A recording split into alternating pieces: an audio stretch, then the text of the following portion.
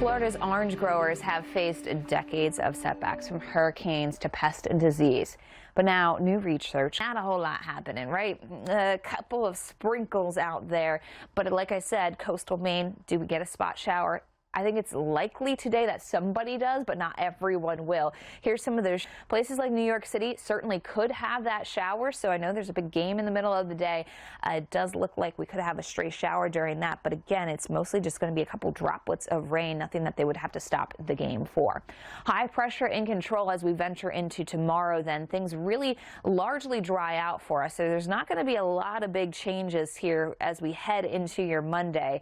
And Monday, keeping us pretty quiet. Can that create enough moisture to bring some rain to the middle of the week? We do think so. So we're going to be watching that for some of the Delmarva and into the mid-Atlantic region here, including a place like Atlantic City. So this could be our next shot of rain. I know we had a little bit of that same situation this past week in spots like Atlantic City.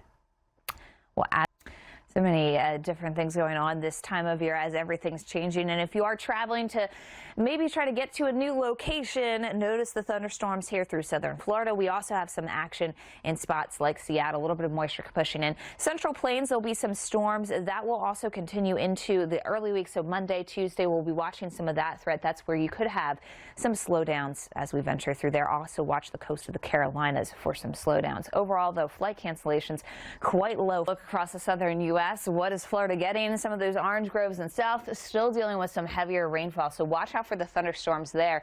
Onshore flow coming into eastern Florida, and it's keeping the rip current risk up towards the Atlantic coastline. That's going to be something that we see again as we go into tomorrow. Across the southern U.S., some of that cooler air working its way on in, and it provides some rainfall. I know we've had a really dry time of things throughout the months here across eastern Oregon, parts of Idaho, and this is where we've also had quite a few fires over the past couple of weeks.